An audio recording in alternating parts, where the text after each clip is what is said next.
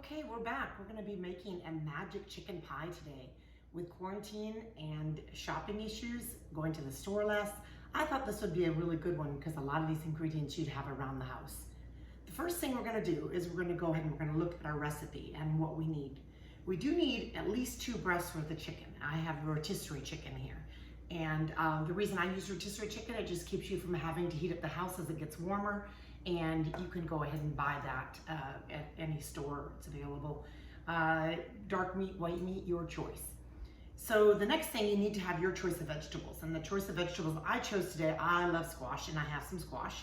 And shout out to Herman, my very talented culinary student that I had last term, got me really connected to eating the red peppers, the bell peppers. And I was not a fan of them. I did the green and not the red, but they're absolutely delicious. So I'm gonna add those in with my squash. The onions of choice that I'm using, because you do need some onions, I'm using green onions, which are called scallions. You may use any kind of onion you have, really, for this recipe. We will need some cheddar cheese. I grated my own. You certainly can buy the pre-grated kind. We're gonna need some melted butter, salt and pepper. Bouillon. Bouillon is really comes in a cube, and it is a stock, and you have to mix it with hot water and melt it, and then it becomes a liquid stock. We're going to need some of this and some of the liquid in form of a can or a container measured. And we'll need 1 can of cream of chicken soup and a little bit of milk, a little bit of Bisquick. And I put the Bisquick container here because I want to make sure that you know there are ways of making this. You can find it online. You can make your own Bisquick or baking mix. Bisquick, however, is pretty inexpensive. A lot of people have it around the house. It does make great pancakes and breading and other things. So certainly look into that if you'd like to use another form of Bisquick. All right, so let's get started. The very first thing is you have to have a 9x13 pan, and I have my 9x13 pan right here. And I did put a little olive oil. I brushed a little olive oil in mine. You could use spray, you could use butter.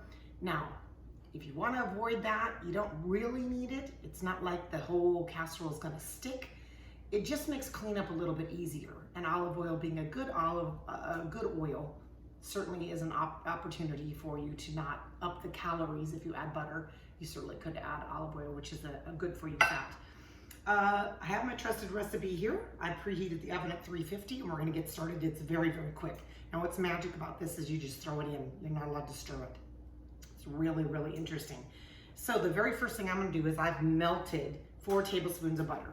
Now, when you melt your 4 tablespoons of butter, you can do it in a little glass tray like I did right here, and then you can just pour it in your dish and you spread it around, or you certainly could put this dish in the 350-degree oven that you're preheating and just put your butter slab there that you measured and let it melt, and then bring this out. I typically don't do that because I'm afraid I'll touch the pan when it came out of the oven, and it's just as easy just to melt it and be ready. All right, so I put my butter in the bottom of the pan. Now, you're not supposed to stir, but I'm gonna go ahead and make sure that this is distributed at least so that there's a little bit of butter on the bottom of my entire pan. Unfortunately, because we're in quarantine and I don't really have a filmer, I cannot show you a lot of close-ups, but you can assume that this is all leveled butter right on the bottom of my 9x13 pan. All right, now what I'm gonna do is I'm gonna go ahead and I'm going to dump in my rotisserie chicken.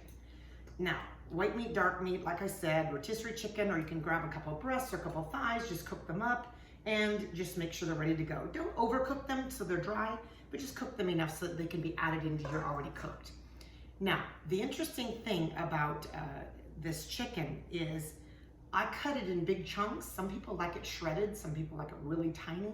The dice is up to you. How big you want it is up to you. All right, now what I'm gonna go ahead and do, I'm gonna go ahead and I'm gonna get a few things ready. First, I'm gonna go ahead and I'm gonna put in my squash. So I have yellow squash here. Now, yellow squash tends to be a little bit more watery. So if my casserole tends to be a little bit more watery, you certainly could toss those in flour if you wanted before you put them in. Not a lot, just a really little bit, just to kind of coat them. I don't know if it's really necessary. We'll show you what this looks like when it comes out of the oven and you can decide. Here are my peppers. My peppers really add great flavor. I think I was more concerned that red peppers were very spicy Even though I've tried them before, I just kind of avoided them thinking that they were too spicy, but I'm learning to develop my palate and like more spicy ingredients. All right, the next thing, we have our veggies in here now on top.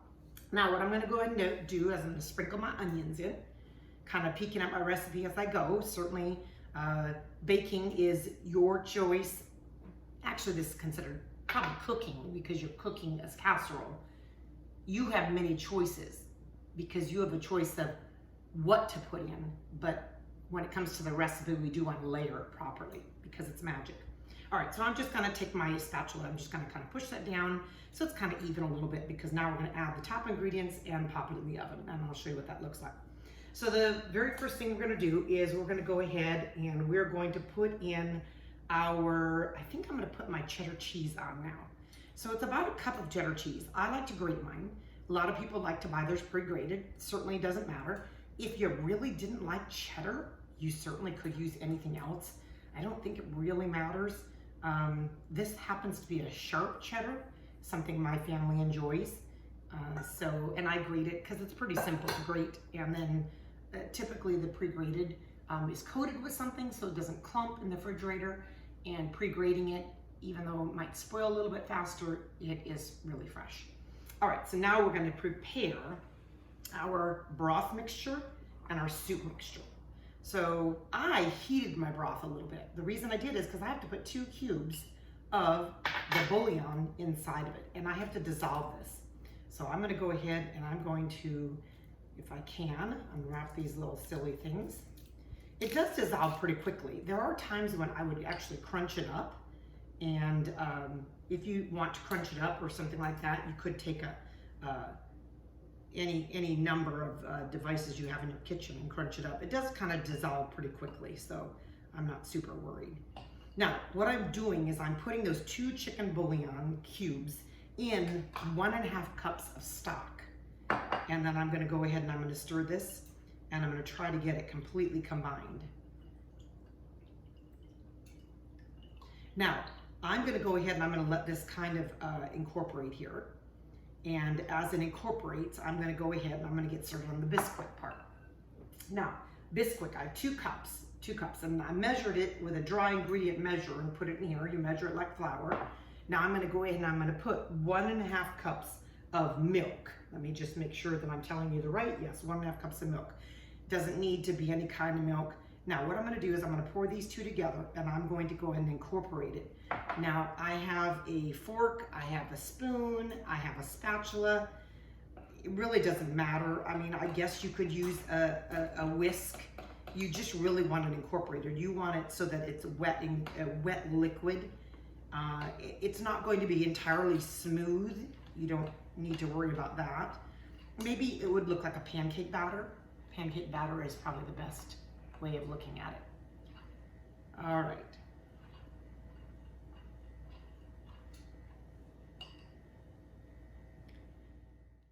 Okay, looks like the bouillon has dissolved in the broth. So we're ready to go our next step. So here is our Bisquick and our milk mixture. Looks kind of, you know, I don't know, it's pretty thick. Like I said, a good relating is like maybe pancake batter. So what I have to do now is I have to go ahead and I have to pour this Bisquick all over the ingredients that are in my pan. So I'm gonna go ahead and I'm gonna get a spatula to do that. I'm gonna move this over. Now this is tricky because it's kind of thick. So I'm gonna go ahead and I'm gonna just kind of drizzle it on top. Now, as you might imagine, this is magic because if you've ever done a dump cake or a cake that, you know, goes upside down in the oven after it cooks, this is what it reminds me of. One of those, and if you haven't, it's kind of interesting, especially if you make this with kids at the end. Now, you're not allowed to stir, but I do kind of spread it out a little bit. I don't know if that's just me. Certainly is not necessary. Now, once you've done that, I'm gonna go ahead and I'm going to add the broth. And I just put the broth right over the top, but I'm going to incorporate the soup in the broth. So this whole can of cream of chicken soup is gonna go inside the broth. And you know, chicken soup in the can is concentrated. And typically you thin it out with water. We're thinning it out, of course, with our broth. I'm gonna go ahead and switch out to a whisk because I think I can get it incorporated better. It's not gonna be fully incorporated. You just want it to make sure that it's, you know, the soup is thinned out. Boy, does this smell chickeny, if that's even a word. All right. So now with this, I'm gonna do the exact same thing that I did with my Bisquick and milk. I'm gonna drizzle it right over the top. I'm just kind of making sure that every part has a little bit, but to tell you the truth, the recipe takes care of that. Now, this is what it looks like. It almost reminds me of a pot pie, like an open-faced crustless pot pie. I'm gonna go ahead and put this in the oven, 350, for about 45 to 50 minutes. And then I'll be back to show you what it looks like, and we'll plate it up. And I'll try to get you a close. Chicken has come out of the oven. I'm gonna go ahead and it's a little warm, but I'm gonna show it to you. It's really bubbly when it comes out of the oven, so you definitely wanna wait till it cools down a little bit or you'll burn yourself. I'm gonna go ahead and I'm gonna scoop a piece, and I'm gonna kind of explain what's happened.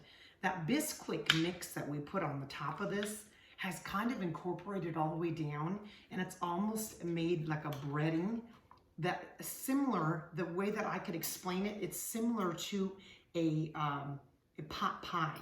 So it almost has developed a pot pie top on it. And boy, I'm grabbing all of that chicken underneath because I put a lot of rotisserie chicken on the bottom. Boy, do I smell those red peppers. Delicious, delicious. So this would be really good served with a salad. It actually cuts up in squares, and it's really creamy and delicious. It is really a quick supper. And I hope you enjoy it. I do want to give a shout out to Laura Dutch, our principal at the Vallejo Adult School, for believing in a culinary program and letting you learn how to cook with confidence. Take care.